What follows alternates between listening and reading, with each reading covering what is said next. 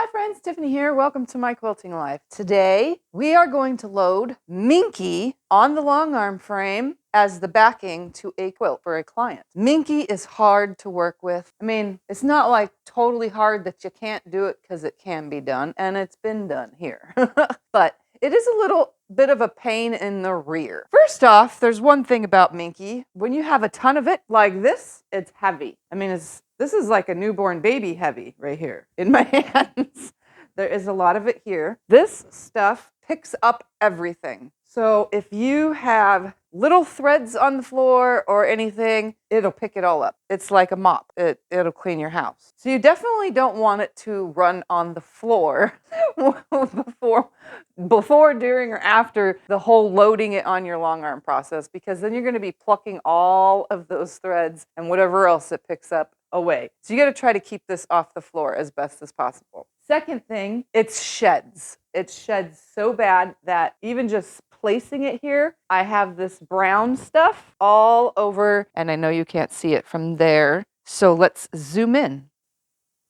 So you can see all of this, all this brown stuff, that is coming off of this. This just will shed like crazy because that's what Minky does. So beware that you will have a mess. But the best thing you can do if your Minky is a small back, then you could take, if it's small enough, you could take the whole thing outside, shake it off, or you could even throw it in the dryer, but I think that would just be a very big mess in the dryer. I would just shake it off outside and get the most of it off and then bring it back in and start again. My piece is just a little too big for that, so I'm just gonna deal with it and hope that my cat doesn't try to play with all the little pieces by the time I finish and I can vacuum the whole area, because I will definitely need to do that after the fact. So the thing that you all want to know, there is, if I can find it, we're going to adjust this. There is a straight grain and there is a stretch side to this. This, as you can see, I just barely pull on it and it is stretchy. This is the stretch side. A lot of people use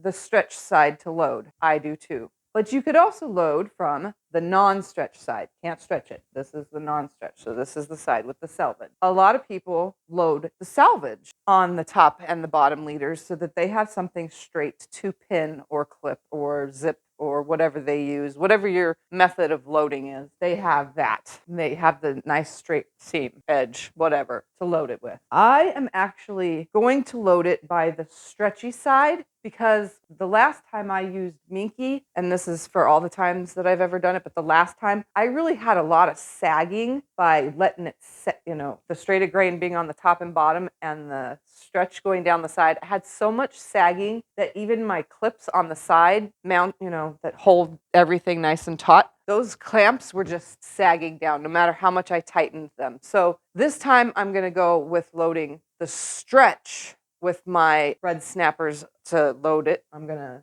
do the stretch side and leave the straight grain going down the sides. It's not going to matter. This is a big chunk, so no matter which way I load it, I have enough room for the quilt in either direction. But this time I'm going to let the straight grain go along the sides, and we're going to see. Some people say if you load with the straight grain and you let those sides go and let them be stretchy, that it's easier to control the straight grain as you're quilting. But I'm only stitching in a ditch for this quilt that this is going to be done. There is one thing I want to add though. When using Minky, the top for this is flannel and then it's going to have batting. When you're using Minky, you cannot use a ruler foot. You have to use your spoon foot. That means no ruler work. So I will be doing stitch in a ditch freehand, which might be a little sloppy. It's not going to be sloppy on the back of this. You will never know because Minky hides all flaws. But on the front, I'm going to do my best to keep it as straight as I possibly can, but my ruler foot does not at all, I repeat, does not fit over Minky backs. It's just too thin. It has no space. So spoon foot is the best way to go, and we're going to figure that out. Stick around to the rest of this video because I'm also going to show you how to take same Minky and bind the quilt with it. For now, let's load this, and I'm just going to put it in time lapse, load it, and then around the end of this video, I'll show you how to bind using the same Minky to bind.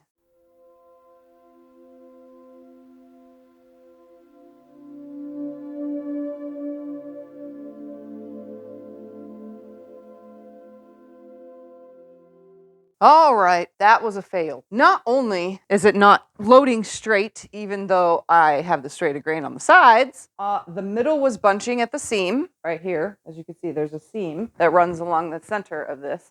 The middle was bunching up so much that I couldn't get the sides straight. So it looks like we are going to have to load this straight of grain on the bars and have the stretch on the sides, and I'll have to deal with the sagging. But I want it to load nicely so that I have a nice quilting experience. Just know that you can load it either way. So I'm going to put you back in time lapse while I flip this whole thing and load the straight of grain now on my leaders and then roll it up. And if I have a problem, I'll come back and let you know.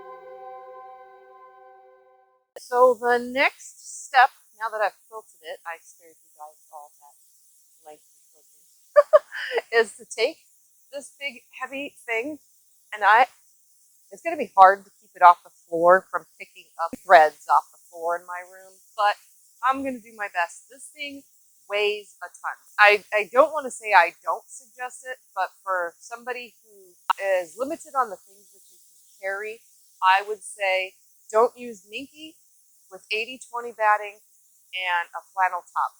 Don't put those three things together because this thing is super ultra heavy.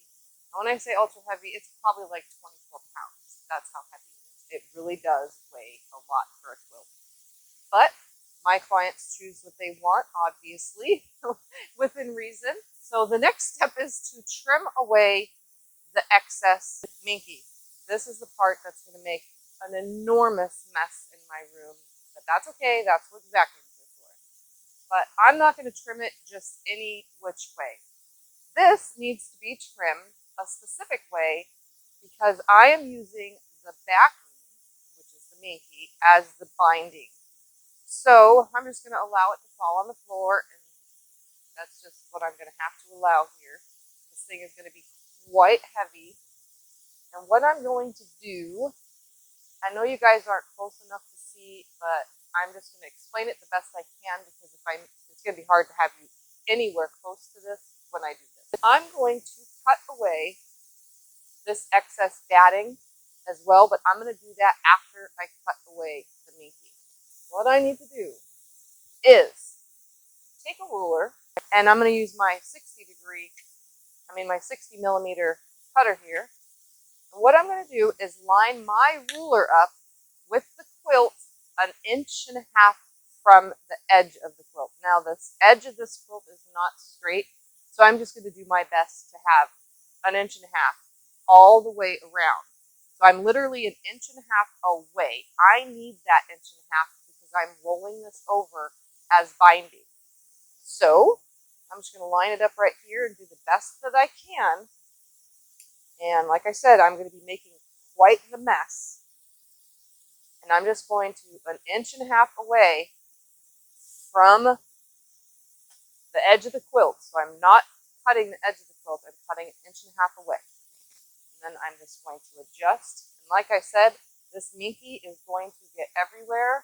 But again, I will clean it up when I'm finished. I'm just going to go ahead and take this all the way around 1.5 inches away. So for the rest of the cutting of this, I'm going to go ahead and put you guys back into time lapse because this is going to take me a few minutes to do. And I will see you back when I'm done trimming it all up for the next step.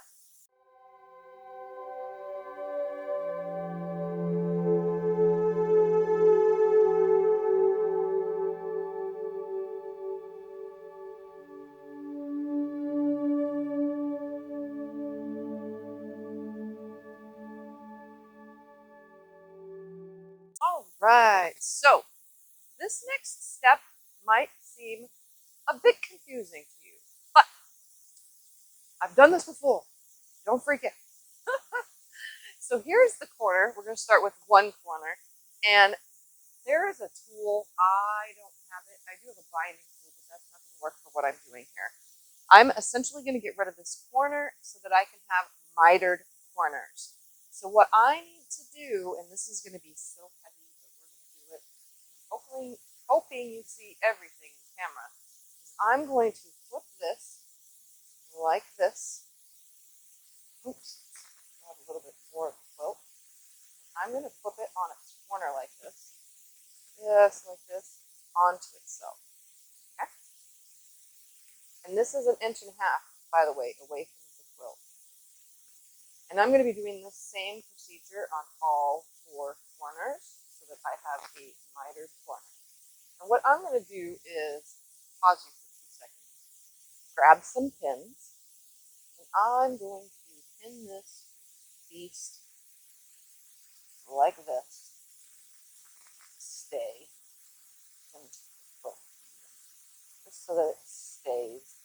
And what I'm looking to do here, now that it's lined up mostly, and it's wrong sides to, well, it's right sides together, wrong sides to, my wrong side is up. You're going to see why in a second. I'm going to mark it, even though I don't even think we're going to see a marking, but we're going to do it anyway. Now that it's folded like this, I'm going to come in 3/4 of an inch, which is half of 1.5 inches. So right here, about 3/4 of an inch, right there, yep. And I'm going to mark on the diagonal, the line, the diagonal part of the quilt up, right here, and mark down to my 3/4 of an inch line. Is it showing? Showing? I could have used a Sharpie, you'd never see it. Right there.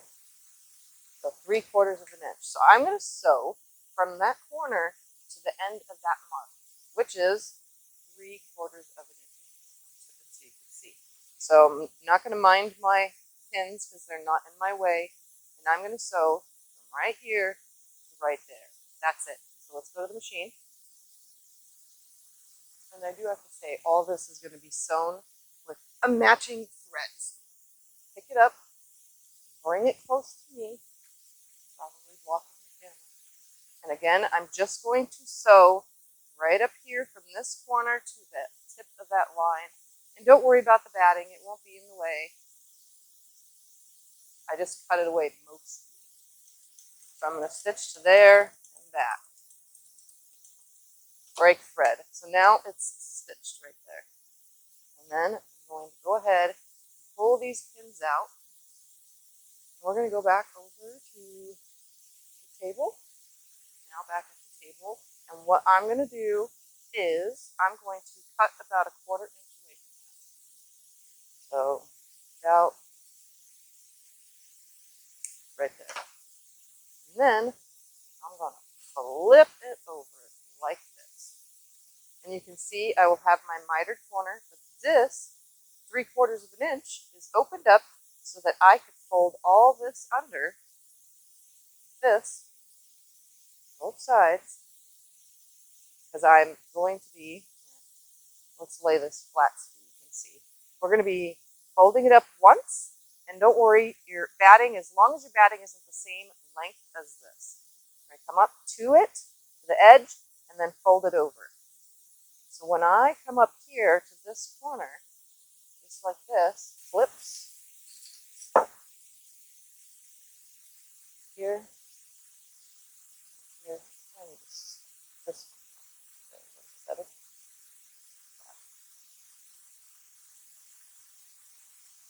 they stayed. But go in halfway, fold it over. I'm going to try to keep it nice and full there, but you never know. So to go up halfway, up to the quilt, fold it over. And flip it. So, in the end, I will have a nice mitered corner right there that's sewn. So when I stitch along this edge, come to the edge and just continue on. So we're making our mitered corners before doing anything else. So I'm going to go ahead and make the other 3. And I'll explain again as I go. So let me move this out of the way, that out of the way. We're going to grab another corner. I'm just going to leave those pinned for now. This is kind of heavy. All right, here's another corner. I'm hoping I'm not blocking the camera doing this. I'm going to fold it like this again. So I'm going to pull that underneath, just like this. And now I have a nice straight here, and I have a point at the top and a nice straight line there. I'm going to go ahead. I'm going to pin not only the quilt, but I'm going to pin the binding there as well, so that none of this moves by the time I get to the machine. I want it to stay flat. Again, I'm going to come in 3/4 of an inch. Is this? I'm going to line up that edge up here, 3/4 of an inch on this diagonal, trying to make a nice mark. My mark is going from here to there. I'm going to sew that. Bring it close to you again. See my line. I'm just going to sew from this edge into the tip of this at 3/4 of an inch, which is my fold over. And we're going to make another mitered corner. Let me sew that up the machine and I'll be right back. You can now see my stitch line. What I'm going to do is I'm going to cut 3/4 inch seam allowance away from that, or at least close to. Doesn't matter if it's perfect. I'm going to pull these pins out and then show you. When we flip it over, you will have that nice mitered corner, and it's open right here, okay, which is good because you want to be able to fold this under to meet up with the edge of the quilt. Folding it under to meet up with the edge of the quilt, just like that, and then over this. So we're going to do that with both sides, and I'm going to throw some clips on it. Just lay this out flat so that I can make sure I'm getting it accurately as best as possible. I think this is probably the hardest part because this stuff isn't perfect, and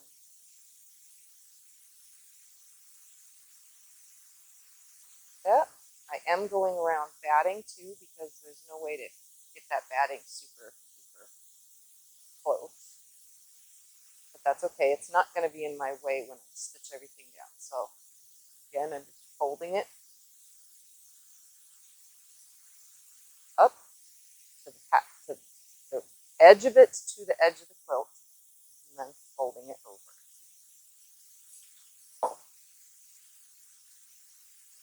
Just like this. And then putting some clips in it. Just like that. Some clips in it. So it's a wide binding this way, but that's how it works. So again, let's do another corner. Here we are at another corner. Again, I'm going to lift this under, pull that side underneath. It's going to be kind of awkward and heavy. Underneath, line those edges up until you have a tippy top point up here. Everything's lined up, just like this. It's nice and straight.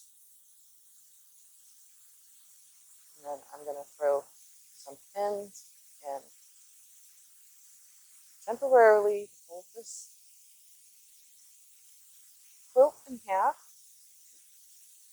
Regular pin, that's way too small. Make sure you use big pins. That. More. Go, nothing should move. Again, I'm going to just mark my corner. It kind of shifted a little, but that's okay. It's still going to work. Just going to find the straight of the quilt along the straight of the ruler. Put it at the edge. Come down 3/4 of an inch. Just like that. I'm going to sew from the corner down 3/4 inch away from the edge, but on the diagonal. So let me sew that. Okay, it's sewn. And you're going to cut away 1/4 inch away, or about, from the edge. Then flip it over, shove that corner in there. And again, you have another mitered corner, but we're going to be tucking everything in. Okay, so again, you're going to fold this up into here, just like this, and then fold. Take out some more binding clips. And it's up to you if you want to put binding clips all the way around and pre-fold this whole entire thing, or fold as you sew. That's on you, the maker, on how much trouble you think it's going to be. I'm going to just do it as I'm sewing. As long as my corners are already prepped for me, that makes it a little bit easier. Some people glue it. I don't need to bother with all that extra stuff. Too much work for me. So there's my clips on it, holding it in place. Again, I will have a nice, perfect, sewed mitered corner. And on the back side, it looks great. Okay, so one more left to do. One more. Let's find it. Here it is. Again, just going to fold it diagonally onto itself like this. And if you don't want a pin, you don't have to. I kind of know where I'm sewing. So I can just hold this, take it to the machine, and sew from this corner. I just moved the batting out of the way, honestly. You can even cut it off because you really don't need it, but it's there. I'm just going to sew from here to here. Nice straight line for me, keeping it folded. There, I sewed it without pinning anything. I'm just going to cut that away, flip it out, tuck my corner in, lay this back out so you can see. We're coming from this edge up to the edge of the quilt and folding in half. Grab some clips, this side. If they would flip, just like that. Again, folding it in half. I mean, up onto itself and then folding it in half. Flip in. Flip in. Up to the quilt. In half. Up to the quilt. Half. So this one on there. Just like that. So now all four corners should be ready to go. So I have decided to just make it a little easier on myself, and I'm going to go ahead and just fold over the whole entire thing all the way around. And just put my clips on it. And again, just don't worry about any excess batting. You can try to cut it as close as you can away.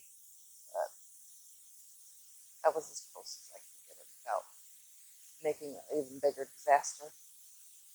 So I'm going to go ahead and just clip this whole side, and then we will start sewing. All right, so I have a lot of this up here with me. I'm going to start right here in the mitered corner, and I could actually just come into the corner from this side because I'm only doing one side at a time. I did raise my foot pressure gauge, and I'm going to sew, I don't know, like, I'm just going to put my foot 1/4 inch from the edge. I'm also going to change my stitch length to a 3. So I'm going to come right here to that seam, turn it.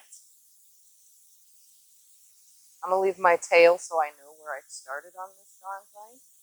And I'm going to come down this side.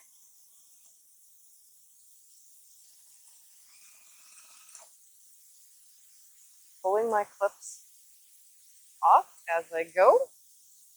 Holding it nicely. And it's going to feel like it's folding. You could use a walking foot if you need, but I didn't feel the need to change out to that. So I'm just going to hold it nicely and do this. Keep everything nice and flat.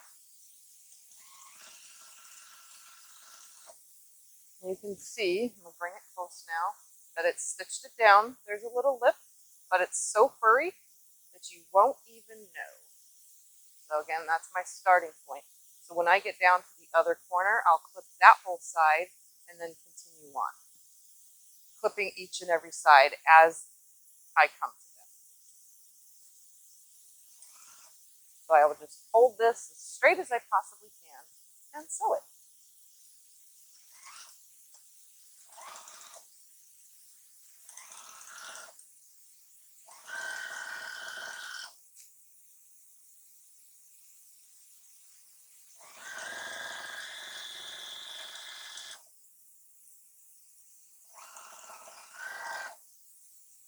So I'm going to go ahead and put you in fast forward while I do this.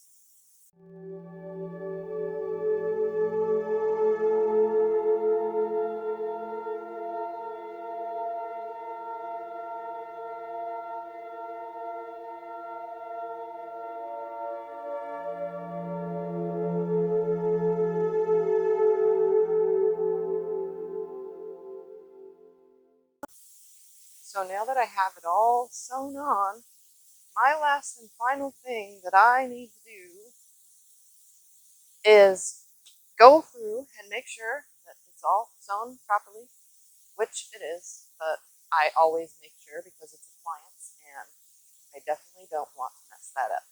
And the second thing I do is I also pluck away all of the basting stitches, but I'm first going to make sure that nothing got skipped. Everything is stitched down nicely. And you can see as I rub my hand over it like this, it takes away any funny look that it might have. So it just calms it down. And I'm using my fingernails to go under the binding fold. Again, this is super heavy, so just want to go around it like this. It's good.